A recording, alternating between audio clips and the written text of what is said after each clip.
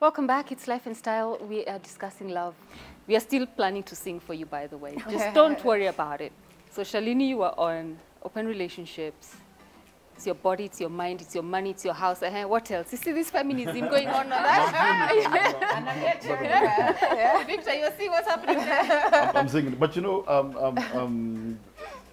just to draw that line, when you're talking about marriage, it's a different context. Yes. Altogether, just to get maybe someone who is trying to think that, you know, because in marriage, it's a different context altogether. Because you can't, once you enter into a marriage, you commit to it. Yes. I don't see the reason why in a marriage someone should be sneaking around.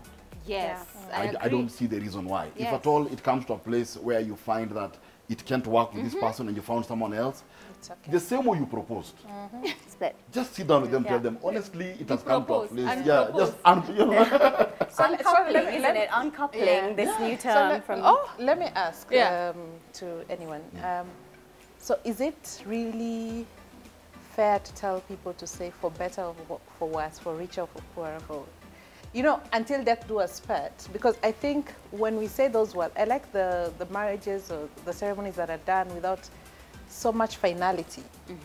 Because I think there's that aspect of finality, like I really went in front of 1,000 people and say this is a person to do or die, and then religion makes it worse because you're told, like the Catholic Church does not recognize divorce. So you may be divorced legally, but to them, they don't recognize. So was that your story? Were you the no, public I'm not wedding? Catholic, at least. No, the public wedding, the vows? Yes, yes. And it was a tough choice because a marriage is a communal thing in our society. So even the decisions, like I had siblings who had a problem with it until I said, you know what, he's free. You're free to actually get married to that person. Unfortunately, you know, it gets to a point where you're tired of explaining yourself, and this is why I tell people. I just ask them, the ones who approach me, I'll tell them it's not easy to get out, but are you happy? I think that to me the vows are independent because first and foremost. The vows were made by people. You know, people sat down and thought, okay, fine, you're entering into this thing. No one enters into a marriage to try. No. You enter to succeed. I say the vows were put in a way that they would cover those bases. Yeah, and make you aware that I'm entering to succeed. Entering to succeed does not guarantee success. No. Thank you. Yeah, and so there's that room whereby it might fail to work. You know, for better or for worse, it might fail to work. But you see, it's not the vows that break that actually break those. No, it's not. It's actually the other underlying factors that keep on cropping up over time. It's just that when a marriage fails, two people fail. You know, and the two people fail is the one living the marriage and their family.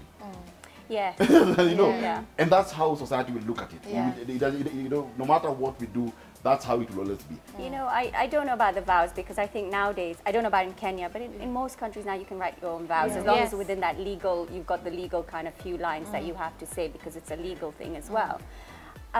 Thinking of it from an Indian point of view and an Asian point of view, you're not just marrying the man, you're marrying his whole family. Okay, and so if you are leaving the man, then you're leaving the whole family. And as you say, then it's not just that perceived failure. I don't want to say failure. It's that perceived failure of I'm leaving this marriage. I have failed. The man has failed. My family has failed. His family has failed. And often the families will come in and say, are you sure? No. And they'll put pressure on you to stay. Think of the children. Think of what people will say is a big one. Oh, especially that one. And I'm like, who cares what people say? They don't pay my bills. They don't live my life. They don't have to pay my therapist when I cry at my therapist that my marriage is, you know, I have to pay Victor for relationship counseling. They're not paying for that. This is not working. And it's not just two people are unhappy. It's not right. And if you have children, those children are also unhappy. And also your friends are unhappy for you. Your family feel it as well, I'm sure. Doc, you had posted your on your Facebook about this conversation. What did some of your followers? So I have this hashtag Single Lives Matter because we too matter. I love it. We too. Yeah, so I told them, look, I've been invited for this show. I don't know what I'm going to say, so please tell me. And if I quote you, I'm going to give you a shout out. Okay. So let me just give you a few quotes. So there's Joy Kamau, who's like single people have the best relationship advice. You'll find me during those hours before sleep comes, planning on how I'm going to treat my next man like a king, but the ideas evaporate the moment he lands. So Joy, there you go. Yeah. There's someone who just said love doesn't exist. Cabon. Wow. We are gonna get love. We had a love story here, so it's coming. But there's someone who said, so this is Trufosa, who's a very good friend. There's hope for relationships. Love takes two. Love is work, but it's doable. You love out of your deposit. Start from within with knowing yourself, understanding what you want, realizing he may be different from other person's, no, it may be different from the other person's needs, as you are all different. Then be ready to make some reasonable sacrifices. But with your eyes and ears open, basics really. If it were me on the panel, I'd seek God's will and be obedient when he speaks. Wow. Then only then can you take action. Make reference to him as our first love and allow him to instruct your steps. I know you know how to articulate this one. All the best. No to meko salamu. Preach, preacher. And then the last one, if I may just speak, sure. On True Love is a magazine. It's 300 shillings only. Also, we have Trust, and it's bought at the supermarket. I think 50 shillings. Otherwise, I'll be waiting for the salams. How will my clan know that I know people? Governess, that was for you. Okay. Hey, yes, Victor, help us. I don't know how to pick up from that. I'm quite sad. There's so many cynical people. And that's actually, really sad. Like 90% was cynical. Over 183 comments. But you know what the tragedy is? The tragedy is that every human being, at the end of the day, desires to be loved, to be accepted, to be appreciated. At the end of the day, even while you are on that open relationship journey, a part of you is that need that pushes you. Because at the end of the day, if that person comes, you won't tell them, I'm on open relationships. No, because we all want it at the end of the day. That's why you find someone at 80 wanting to get married. You think at 80, why are they getting? Because we all want it. But the problem is that when we fail or when it goes bad, then now we blanket everyone. It doesn't exist. But you see, the world has, if I'm a man, the world has about 3.7 billion women. If it failed with one, I don't think I sampled the 3.7. And then I was able to chairperson of sampling. I think that of course it takes work, but I think that also it's good to be optimistic as well. If you go through a bad one, because not everyone got married, you know, you were born, had a good life, got married and moved. Some have gone through heartbreak. A lot. Yeah. Second then marriages. they got there, you know. You know, just listening to those comments, there's two things. One thing is we have 5 emotions, 5 basic emotions, and they are fear, anger, joy, sadness, and love is the underpinning one. Okay, so love is really what keeps us going. We all want to be loved, we all want to be needed, we all want to be part of a community, and what does that mean? That belonging is about love. But I think when we lose love because it's been so acrimonious, that's when we become cynical about it. And I think that's such a shame, because really that love is the thing that unites us. And that's all that's important, really. We have this perception. I think growing up, what I struggled with was, so I was brought up to be this very independent, can't do it attitude. My siblings, my brothers would do the same thing, chores as I did. So as a woman, as a girl, you're brought up to know that you can be as good or even better than a boy. So I didn't grow up knowing I'm a girl, so I'm disadvantaged. But then you get to this life cycle. So you go to university, get a job, then you want to settle down. And then when you get into a relationship, suddenly if you get someone who's not very, trying to look for a very politically correct word. Just use the word you have. So when people feel emasculated when he goes to the kitchen, you know. So you suddenly get this person who can't do anything for themselves because that's your role as a woman, yeah? And there's a lot that's happening. So you have this mind, you know, a clash of upbringing because your brothers did these things. They didn't look less of men. we've really empowered many of the women. We still have a long way to go. Yes. But I feel the men are not at par. So they have a challenge dealing with an empowered woman. And I would say this even post-divorce. I have dated and I'm still dating. I have a lot of love to give, by the way. You've said that a few times. Yes, you can share your number after the show. Don't worry. I'll give you the chance. Yeah. Maybe I find the older generation, maybe guys who are 50 and above, maybe they're more settled in themselves, more confident in themselves. But people who are my peers, it's almost like we are competing for something. Like they have to really prove themselves. And I'm like, you don't have to prove yourself. I just need an authentic person. Many things come to play within a marriage that at times have nothing to do with empowerment. You know, because there are things that come to play within any marriage that actually are just personality based. One of the biggest mistakes, the primary biggest mistakes we make to this day is that people don't take time to prepare well for marriage. Yes. And that's just where it all starts, where it all goes wrong.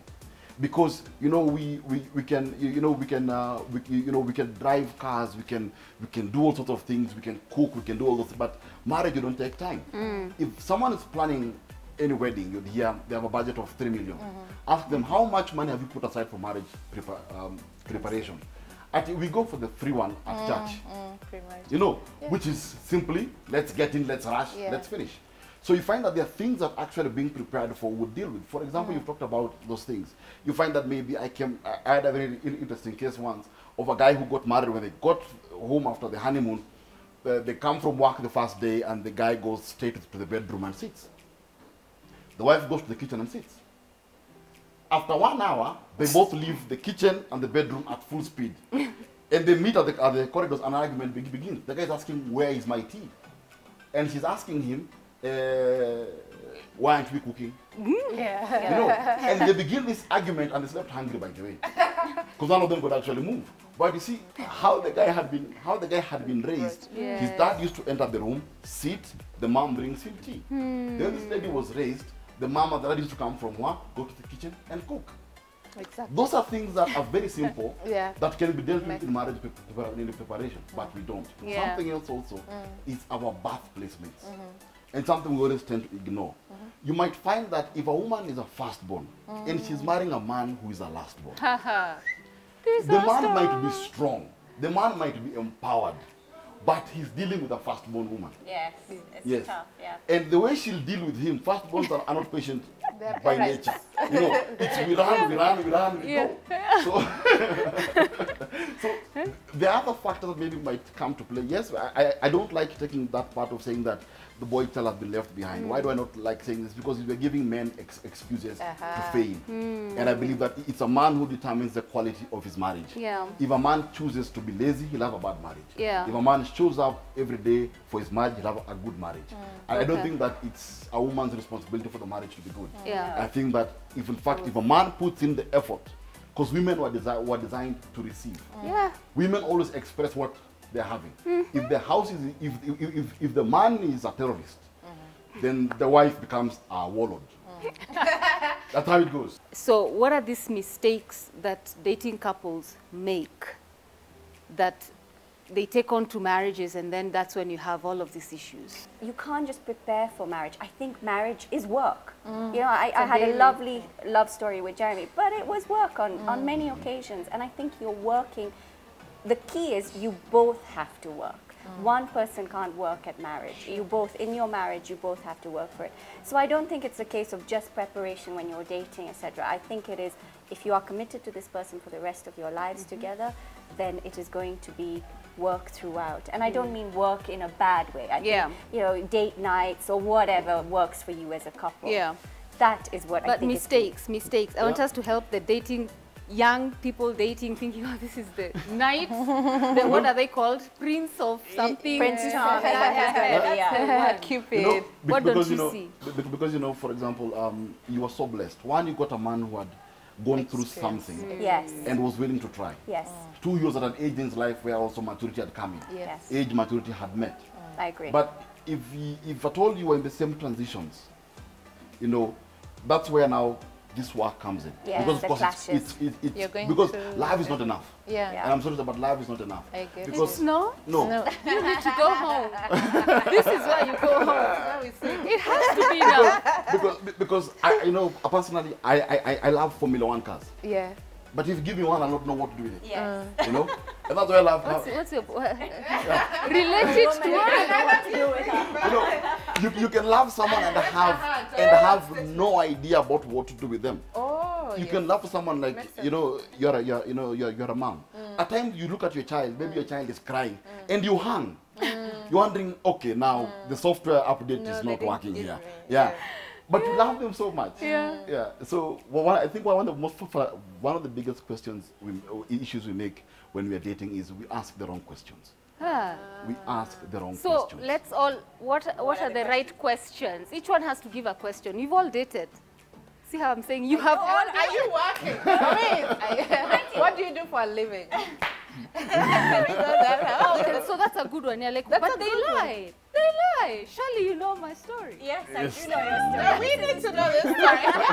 We get away from the ones who lie. That's a whole other episode, let me tell you. Because Yeah, like, I think that is coming up from the impressions that we give. There's a lot of media pressure, social media especially. You have pressure to perform in front of, you know, an audience, yeah? So people really put up shows, or I'll even borrow a car. So they're called screensavers. Yeah. And that's why I like them older, because they don't have the You're time not to alone. impress. You're not alone. They don't have the pressure to impress. Yes. I think also when you go into a relationship, Yeah. as you say, the Prince Charming is, he can do no wrong. Yes. And then when you do get married or you're in a committed relationship or you end up living together, you find that actually this is no Prince Charming.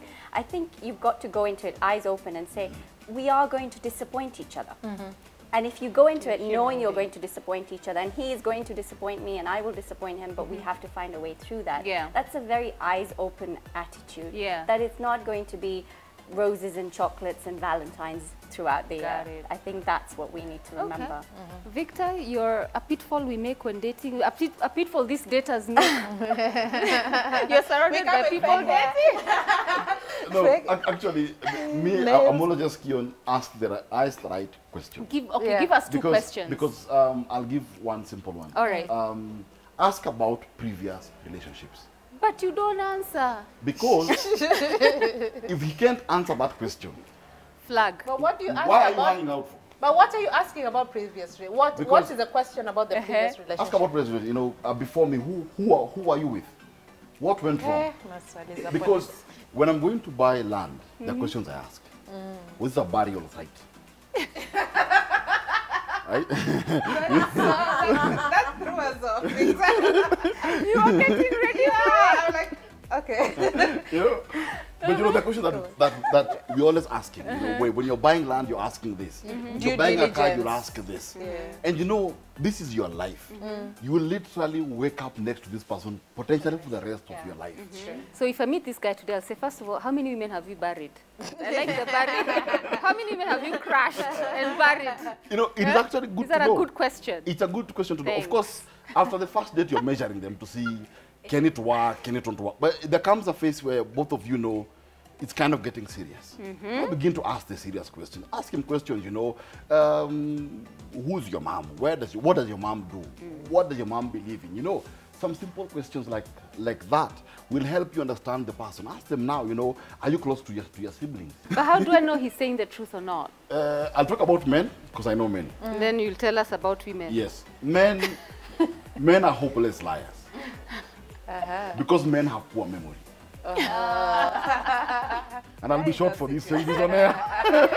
Spill the tea, spill the tea. So you bring the question in another way. Men have short memory.